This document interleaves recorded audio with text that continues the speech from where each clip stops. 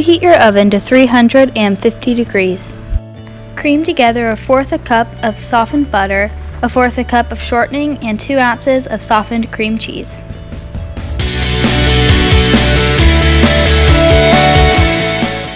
Add 3/4 cup of packed brown sugar and 1/4 cup of granulated sugar.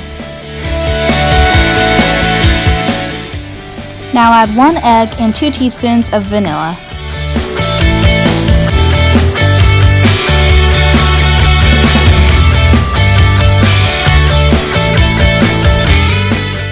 Add 2 1/4 cups of all-purpose flour, 2 teaspoons of cornstarch, 1 teaspoon of baking soda, and half a teaspoon of salt.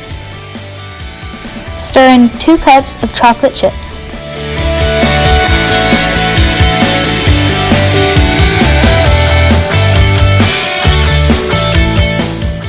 Grease your pans with shortening or butter, and then put your cookie dough on the cookie sheets.